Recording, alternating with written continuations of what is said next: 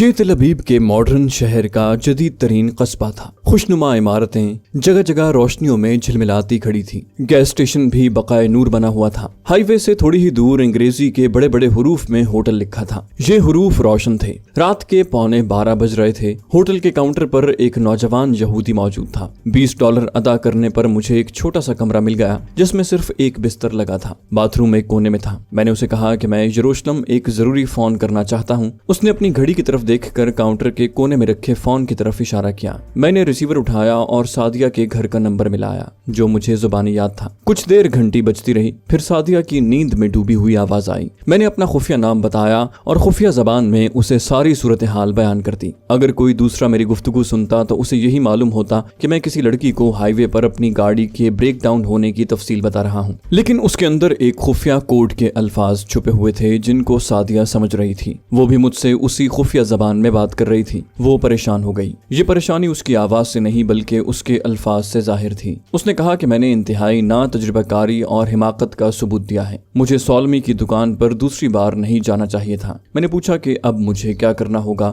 تو سعدیہ نے مجھے ہدایت کی کہ میں تل ابیب کے سولمن اسٹریٹ میں میوزک میوزیم نامی دکان پر جا کر اس کے مالک سولمن سے ملاقات کروں۔ اس نے یہ کہہ کر فون بند کر دیا کہ میں یروشلم میں اس کے فوڈ سٹور کا ہرگز رخ نہ کروں۔ سعدیہ نے ایک ذمہ دار سیکرٹ سپائی ہونے کا ثبوت دیا تھا کہ اس نے مجھے یروشلم کی طرف جانے سے بھی روکا اور مجھے متبادل پناہ گاہ بھی بتا دی۔ مگر میرے لیے سب سے بڑا مسئلہ یہ تھا کہ اسرائیلی سیکرٹ سروس کے عیار سپاہی میرے پیچھے لگے تھے اور آدھی رات کے وقت میں سولمن اسٹریٹ کہاں تلاش کرتا پھروں۔ ہوٹل کے کاؤنٹر بوائے سے بھی میں سولمن اسٹریٹ کا پتہ نہیں پوچھ سکتا تھا۔ میں اپنے کمرے میں آ گیا جہاں فون کے نیچے ڈائریکٹری رکھی تھی۔ میں اس کے ورق الٹنے لگا۔ شروع ہی میں مجھے شہر کا ایک رنگین نقشہ مل گیا۔ یہ نقشہ اس قدر پیچیدہ تھا اور اس میں اتنی گنجان لکیریں کھینچی ہوئی تھیں کہ میں اس میں سولمن اسٹریٹ کی نشاندہی نہ کر سکا۔ میں نے بتی گل کر دی اور کھڑکی کا پردہ ہٹا کر باہر دیکھا۔ ہوٹل کے سامنے والی بڑی سڑک سنسان تھی۔ جہاں سے یہ سڑک ہائی وے سے ملتی تھی وہاں گیس لائٹ روشن تھی۔ ہوٹل کے آگے بھی مرکری بلبوں کی روشنی پھیلی ہوئی تھی۔ میں نے کسی کاغذ پر لکھنے کی بجائے میوزک میوزیم سولمن اسٹریٹ اور میوزک میوزیم کے مالک سولمن کے نام کو بار بار دہرا کر ازبر کر لیا تھا۔ مجھے اس بات کی بے چینی تھی کہ میں ایک اسرائیلی ایجنٹ کا خون کر کے آ رہا ہوں اور سیکرٹ سروس کے اعلیٰ افسران مجھ سے پوچھ گچھ کے لیے ہائی وے کے بغلی جنگل والے گیراج میں پہنچ گئے ہوں گے، اور جب انہوں نے میری بجائے وہاں اپنے ساتھی کی لاش دیکھی ہوگی تو سارے شہر کی سیکرٹ اور سول پولیس کو میرا حلیہ بتا کر خبردار کر دیا گیا ہوگا۔ میں واردات کے مقام سے زیادہ دور بھی نہیں تھا۔ ہوٹل کے آدمی نے بھی مجھے دیکھ لیا تھا۔ وہ پولیس یا سیکرٹ سروس کے آدمیوں کو میرا حلیہ بتا سکتا تھا۔ میں ایک طرح سے اپنے ہی جال میں پھنس گیا تھا۔ مجھے یہاں سے بھاگ جانا چاہیے،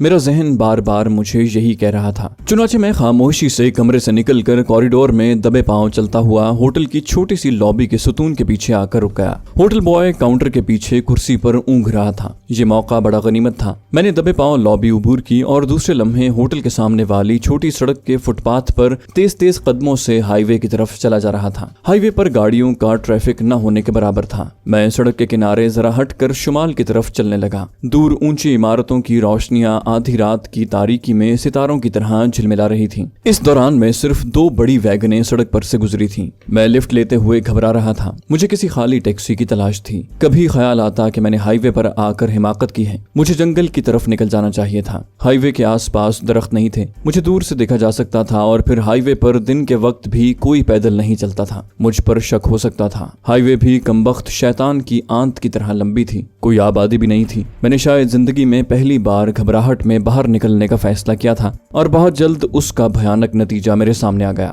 عقب سے 2 گاڑیاں تیز رفتاری سے آتے ہوئے آگے نکل گئیں۔ یہ فوجی اسٹیشن ویگنیں تھیں۔ میں تیزی سے سڑک کی ڈھلان میں بیٹھ گیا۔ کمبخت چھپنے کے لیے وہاں کوئی جھاڑی بھی نہیں تھی، لیکن اب وقت گزر چکا تھا۔ تھوڑی ہی دور جا کر دونوں گاڑیوں کی بریکیں چیخ اٹھیں۔ میرا دل دھک دھک کرنے لگا۔ گاڑیاں بیک ہوئیں اور آن کی آن میں وہ میرے سر پر آ کھڑی ہوئیں۔ میرا جسم ان کی ہیڈ لائٹس کی روشنیوں میں تھا۔ کھٹاک کھٹاک ان میں سے اسرائیلی فوجی اسٹین گننے لیے چھلانگیں لگا کر اترے اور انہوں نے مجھے گھیرے میں لے لیا۔ میں اٹھ کر کھڑا ہو گیا اور اپنے آپ کو نارمل رکھنے کی کوشش میں مسکراتے ہوئے بولا، میری گاڑی خراب ہو گئی تھی۔ یہودی کیپٹن نے میرے چہرے کو غور سے دیکھا۔ फौरन ही पीछे से एक जीन्स और जैकेट में मलबूस आदमी लपक कर मेरे पास आया और मुझे गर्दन से खींच कर चिल्लाया, यही वो फलस्तीनी एजेंट है। मैंने भी उस शख्स को पहचान लिया था। छोटी छोटी मूछों वाला ये वही दहशतगर्द था जिसने मुझे अगवा करके जंगल वाले गैराज में बंद किया था। मेरी बदकिस्मती का आगाज हो चुका था। फौरन ही मुझे हथकड़ी डाल दी गई। वहीं खड़े खड़े यहूदी कैप्टन ने मेरी तलाशी ली, मेरी जेब से सिगार निकाल कर उन्हें सूंघा, फिर उन्हें जमीन पर फेंक कर पांव से मसल डाला।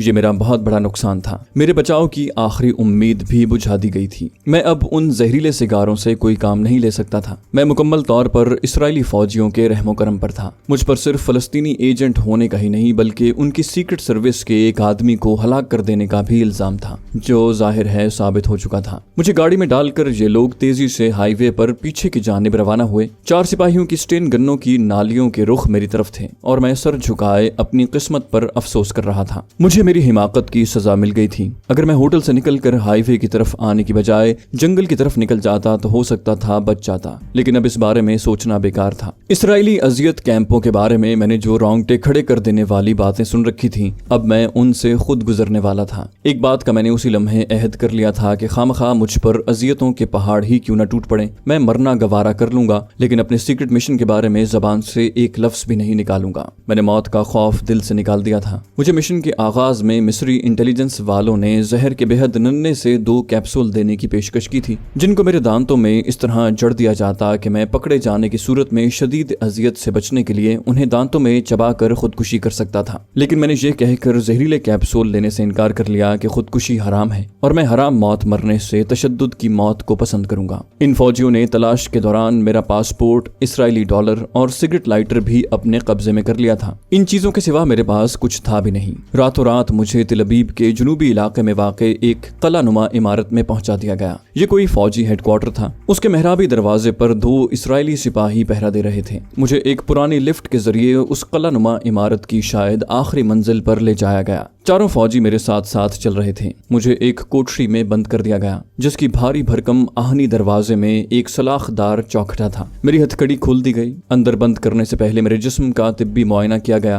कि कहीं मैंने कोई जहरीला कैप्सूल तो नहीं छुपा रखा। मेरे दांतों को भी ठोंक बजाकर देखा गया। मेरे बाजू पर सिधा का दिया हुआ सांप का मनका तावीज की शक्ल में अभी तक बंधा पड़ा था। यहूदी कैप्टन उसे गौर से देखने लगा तो मैंने दरखास्त की कि ये मनका मेरी वालिदा ने दम करके मुझे दिया था। ये मेरी वालिदा की निशानी है, इसे मुझसे जुदा न किया जाए। जाने यहूदी कैप्टन के दिल में क्या ख्याल आया कि उसने मनका मेरे बाजू पर फिर से लपेट दिया। तंगो तारी कोठरी का फर्श नंगा था। कोने में 2 कंबल बिछे थे। मैं उन पर दीवार से टेक लगाकर बैठ गया। मैं अपने आप को आने वाली अक़ूबतों के लिए ज़हनी तौर पर तैयार कर रहा था। ये भी सोच रहा था कि मुझे क्या मौक़िफ़ इख्तियार करना चाहिए कि जिससे मुझसे मेरे साथियों के बारे में न पूछा जाए, लेकिन ऐसा होना नामुमकिन था। इसराइली सीक्रेट सर्विस कोई बच्चों का इदारा नहीं था। उसे तो CIA से भी अव्वलियत हासिल थी और ये बात मशहूर थी कि जिन खुफिया एजेंटों का सुराग लगाने में CIA नाकाम रही थी, इसराइली सीक्रेट एजेंसी ने उन्हें ढूंढ निकाला। दूसरी जंग अजीम के मशहूर जर्मन जर्नैल आइशमैन की मिसाल सामने थी। उसे अर्जेंटाइन से इसराइली एजेंटों ने ही गिरफ्तार किया था, जबकि वो कई बरसों से लापता था और अमेरिकी CIA भी उसे तलाश करने में नाकाम हो गई थी। वो जो कहते हैं कि नींद सूली पर भी आ जाती है, मेरे साथ भी नींद ने बेवफाई न की और मैं ऊँघने लगा। फिर मैं सो गया। आंख खुली तो कोठरी में दिन की हल्की हल्की रोशनी आ रही थी।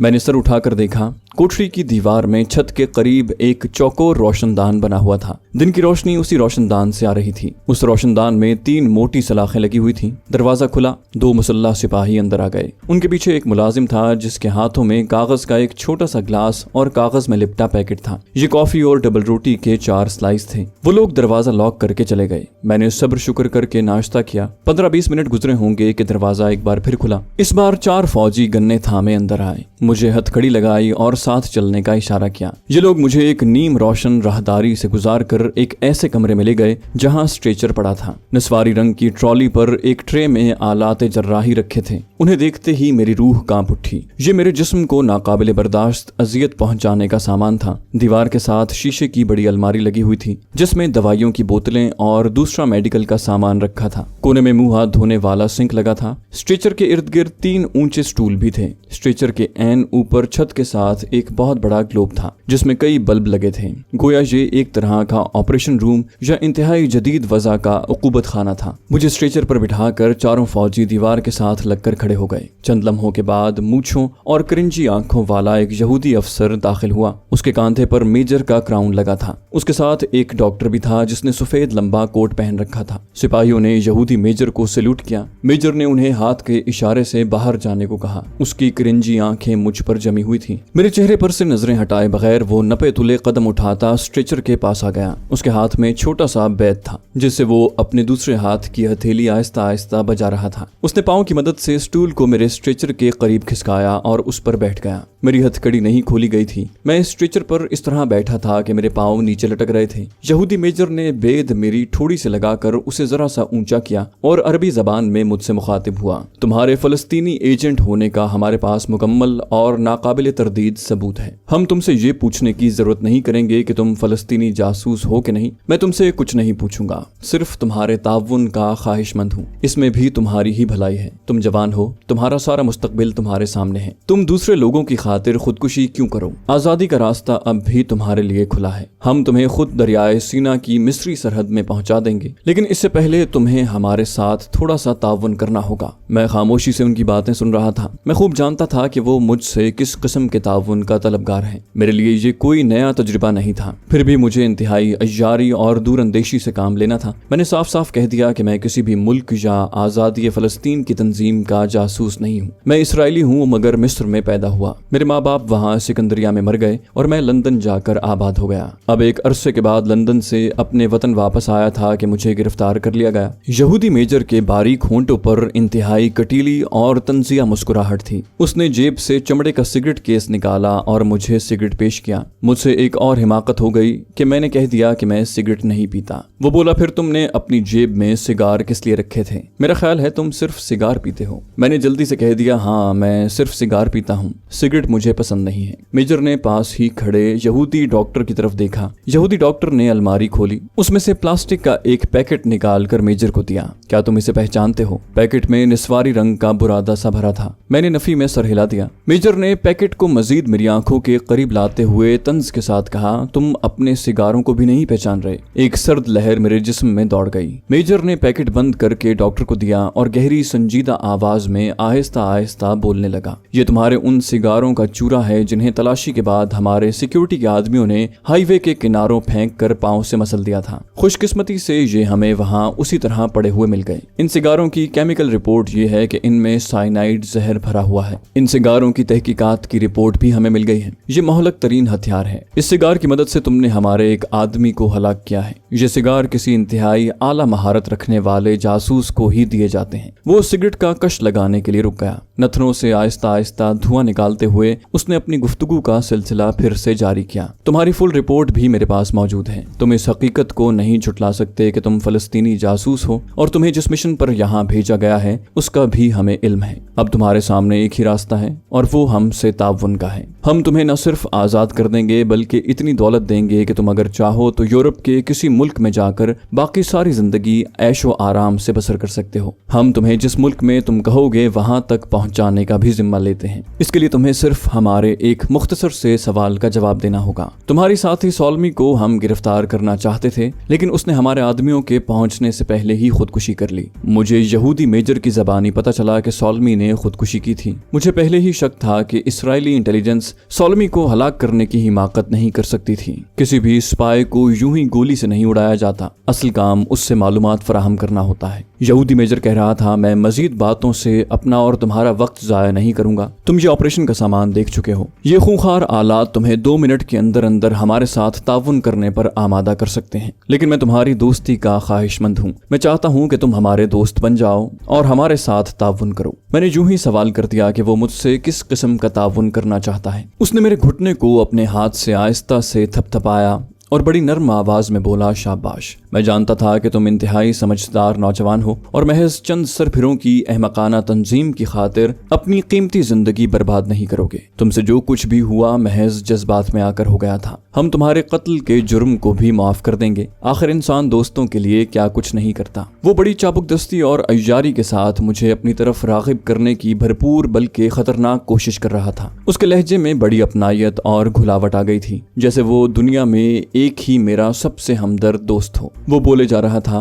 तुम जिस मिशन को लेकर हमारे मुल्क में आए हो, हमें उसकी तमाम जुज़ियात का इल्म है। हमें ये भी इल्म है कि तुम्हें किस किस मुल्क की मदद हासिल है, लेकिन हम उन तमाम तल्ख हक़ाइक़ को फरामोश कर देंगे और तुमसे वादा किया जाता है कि तुम्हारे तमाम मुतालिबात को, जिनका ताल्लुक तुम्हारी आइंदा की खुशहाल जिंदगी से होगा, हम सरकारी सतह पर पूरा करेंगे। अब मैं असल मौजू की तरफ आता हूँ। तुम्हें हमें सिर्फ इतना ही बताना होगा कि इसराइल में तुम्हारा मास्टर स्पाई कौन है और तुम्हारे दूसरे साथी कहाँ कहाँ मुकीम हैं। यकीन करो तुम्हारा किसी मकाम पर भी जिक्र नहीं किया जाएगा। हम उन्हें इस तरह गिरफ्तार करेंगे जैसे वो अपनी किसी गलती की वजह से हमारे हत्थे चढ़े हों। जब वो अपनी सारी राम कहानी कह चुका तो मैंने नफी में सर हिलाते हुए साफ लफ्जों में इनकार कर दिया और कहा कि वो चाहे मेरे जिस्म के टुकड़े कर दे, मैं उसे कुछ नहीं बताऊंगा। इस एतबार से मैंने अपने एजेंट होने का एतराफ कर लिया था, लेकिन जो मैंने खुद को दोहरी अजियत से बचाया था। एक तो वो मुझे फलस्तीनी जासूस होने का एतराफ करने के लिए अजियत देता और फिर मुझसे मेरे साथियों का नाम उगलवाने के लिए उकुबत का निशाना बनाता। दूसरे मुझे जासूस साबित करने के लिए उसके पास बड़े बैयन सबूत मौजूद थे।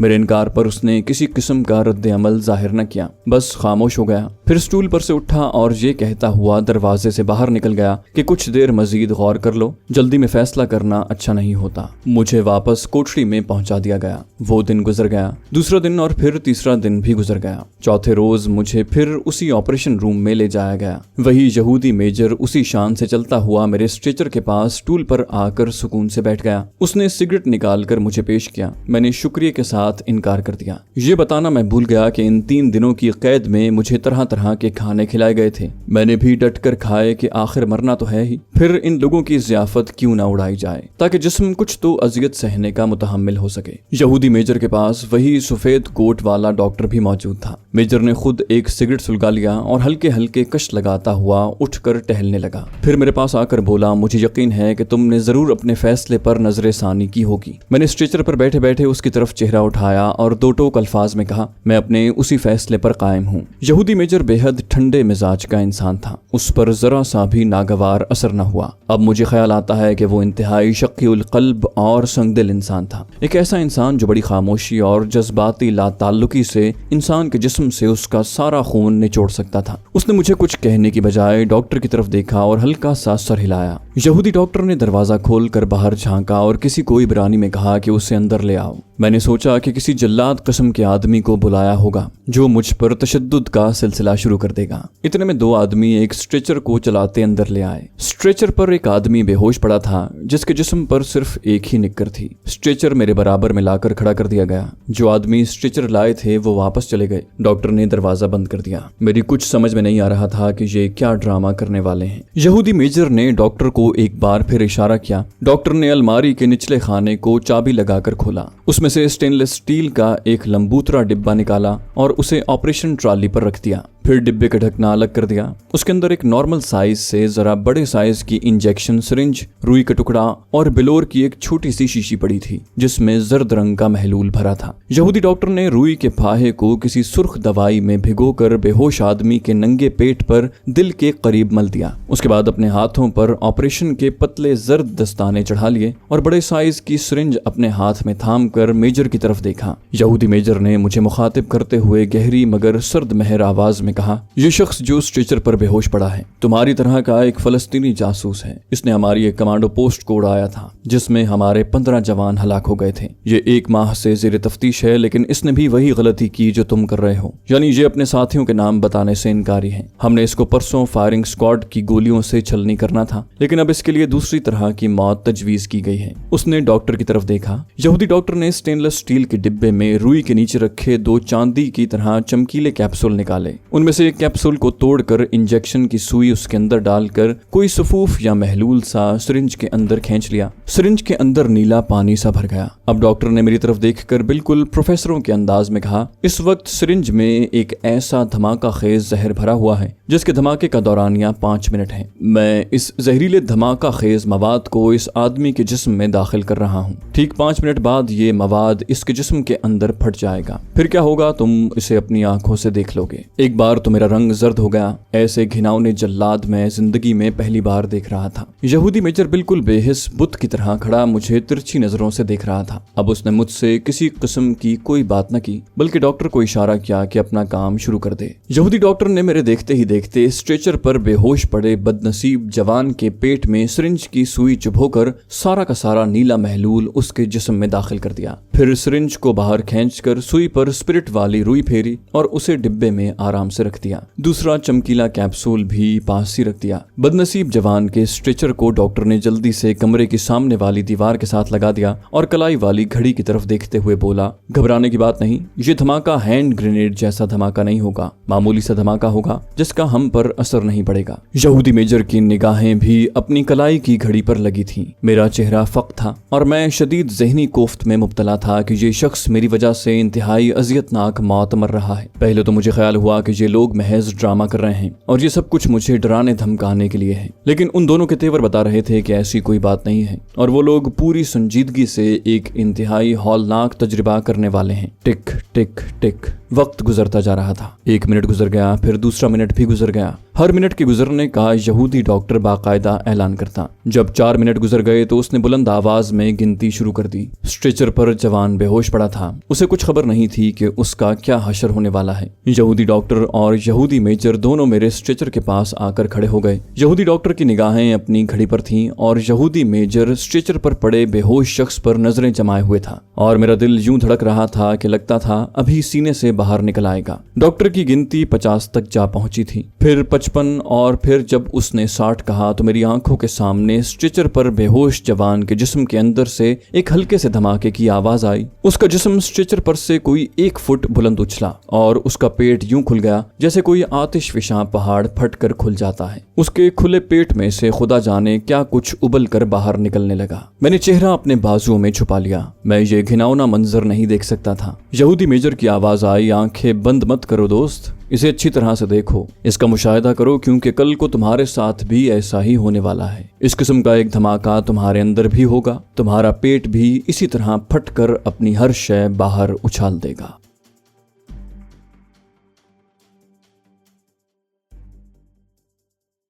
तो दोस्तों, ये थी हमारी आज की एपिसोड। उम्मीद करते हैं आपको हमारी कहानी पसंद आई होगी। जाने से पहले इस वीडियो को लाइक कीजिए और शेयर करना मत भूलिए।